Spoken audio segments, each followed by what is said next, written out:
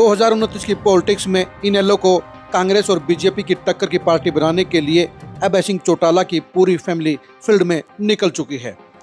संगठन की घोषणा करने के बाद अभय सिंह चौटाला, आदित्य चौटाला, करण चौटाला और अर्जुन चौटाला सभी अपने अपने इलाके संभाल रहे हैं और ये लग रहा है कि भूपेंद्र हुड्डा के प्रति नाराजगी, दीपेंद्र हुड्डा का गिरता हुआ क्रेज और दुष्यंत चौटाला के प्रति जाटों में विरोध और नाराजगी के चलते अब इनेलो वापसी के रास्ते को तलाश रही है।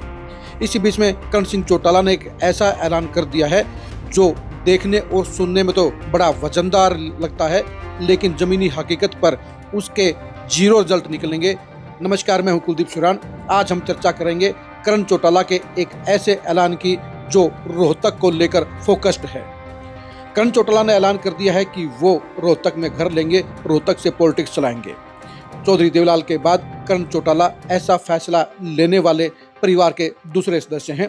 कभी रोहतक जिले में देवीलाल परिवार की तूती बोलती थी। देवीलाल को उप प्रधानमंत्री तक पहुंचाने में रोहतक का सबसे बड़ा योगदान रहा, लेकिन 1990 के दौर में आनंद सिंह दांगी के साथ महम को लेकर हुए टकराव ने देवीलाल परिवार की सियासत को रोहतक के एरिया में बड़ा झटका देने का काम किया। 3 बार देवीलाल रोहतक से चुनाव हारे और रोहतक के चुनाव हारने के बाद कभी देवीलाल पुराने रसूख पर नहीं पहुंच पाए। ये भी सच्चाई है कि ओम प्रकाश चौटाला भी सन 2000 के बाद कभी रोहतक और झज्जर जिलों में अपनी पार्टी को मजबूती नहीं दे पाए।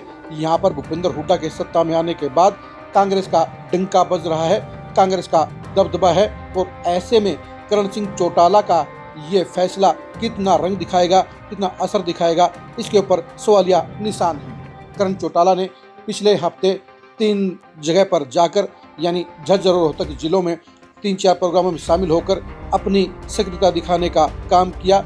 वर्करों की मीटिंग झज्जर रोहतक दोनों में ली और ये कहा कि वो रोहतक में रहकर अब यहाँ से पॉलिटिक्स करेंगे और यहाँ की सियासत को बदलने का काम करेंगे। उनका फैसला बहादुरी वाला कहा जाएगा, लेकिन इस बहादुरी से कुछ भी नहीं निकलेगा, क्योंकि रोहतक का मिजाज फिलहाल भूपेंद्र हुड्डा फैमिली के फेवर में है और यहाँ पर भूपेंद्र हुड्डा और दीपेंद्र हुड्डा इस समय पूरे शबाब पर हैं। बेशक से उनकी पार्टी की सरकार नहीं बनी है, लेकिन 2029 में भी रोहतक झज्जर जिलों में हुड्डा परिवार का ही दबदबा रहने की पूरी उम्मीद नजर आती है, पूरे आसार नजर आते हैं। ऐसे में करण चौटाला रोहतक में जाकर क्या निकाल लेंगे, ये सोचने वाली बात है।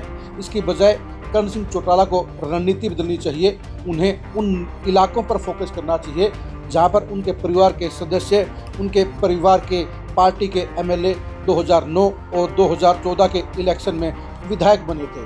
2005 के चुनाव के असर वाले इलाकों को चुना जा सकता है, लेकिन जहां पर 2005 के बाद इनेलो के विधायक नहीं बने हैं, जहां इनेलो बेहद कमजोर रही है, वहां पर एनर्जी वेस्ट करने का कोई तुक नहीं है, क्योंकि जहां पर रिजल्ट ना निकले वहां पर अपनी एनर्जी को वेस्ट करना बेवकूफ़ी कही जाएगी। आज की तारीख में करण चौटाला रोहतक में दीपेंद्र हुड्डा का मुकाबला नहीं कर सकते हैं, क्योंकि वहां पर ना तो इनेलो का वोट बैंक बचा है, ना ही इनेलो का मजबूत कैडर बचा है। ऐसे में हुड्डा फैमिली के साथ टक्कर लेना किसी भी सूरत में करण चौटाला के लिए मुमकिन नजर नहीं आता है। करण चौटाला अगर इनेलो को मजबूती देना चाहते हैं, करण चौटाला अगर अपने पिता अभय चौटाला की गंभीरता से मदद करना चाहते हैं, तो उन्हें उन्हीं इलाकों को पकड़ना चाहिए जहां पर आज भी देवीलाल परिवार या चौटाला परिवार के प्रति थोड़ी बहुत पॉजिटिविटी बची हुई है, जहां पर वोट बैंक 2019 के चुनाव में जेजेपी या इनेलो के जरिए नंबर 1, नंबर 2 और नंबर 3 की पोजीशन में रहने के रिकॉर्ड हैं। यानी उन एरिया पर फोकस करना चाहिए जहां पर इनेलो को आसानी से वोट मिल सकते हैं। उन एरिया में फोकस करना चाहिए जहां पर 2019 में जेजेपी को नंबर 1 और नंबर 2 के वोट मिले थे, क्योंकि उन्हीं इलाकों में इनेलो मजबूत हो सकती है, उन्हीं इलाकों में इनेलो वापसी कर सकती है जहां पर चौटाला परिवार को चाहने वाले वोटर और सपोर्टर अभी भी बैठे हुए हैं। भूपेंद्र हुड्डा की सरकार नहीं बनने के चलते जिन लोगों ने 2024 के चुनाव में कांग्रेस को वोट दिए थे, वो भी घर पर साइलेंट बैठे हैं।